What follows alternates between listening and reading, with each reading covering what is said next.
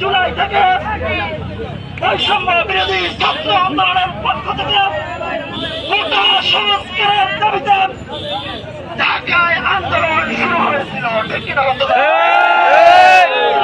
উপস্থিতি আমরা দেখতে পাই 15 জুলাই এক পর্যায়ে আন্দোলনকে লক্ষ্য করে এই খুনি শেখ হাসিনা সরকার, এই স্বৈরাচার সরকার আমার ছাত্র ভাইদেরকে উদ্দেশ্য করে রাজাকারের নাতিপুতি হিসাবে গালি দিয়েছে। ছাত্র জনতা সেই গালির পরে আর ঘরে বসে থাকতে পারে না।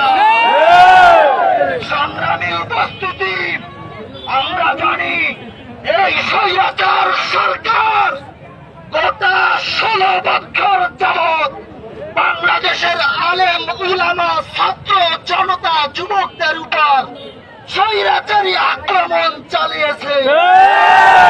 আজকের বাংলার কৃষক, মজুর, ছাত্র জনতা, গণজনতা তাদের অধিকার ফিরে পেয়েছে। সংগ্রামী উপস্থিতি, ইসলামী আন্দোলন বাংলাদেশ এই কোটা সংস্কার আন্দোলনের শুরু থেকে রাজপথে ছিল।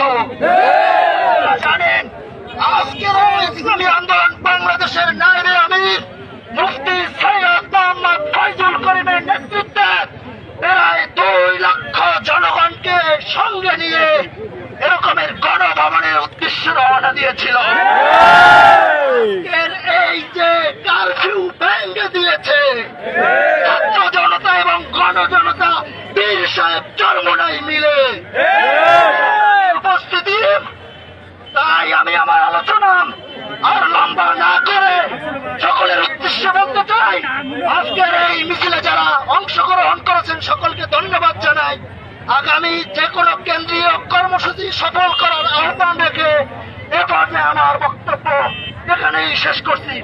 এ পর্যায়ে বক্তব্য রাখবেন ইসলামী আন্দোলন বাংলাদেশ সরলখোলা উপজেলা শাখার সংগ্রামী সেক্রেটারি ইব্রাহিম বিন আব্দুর রশিদ।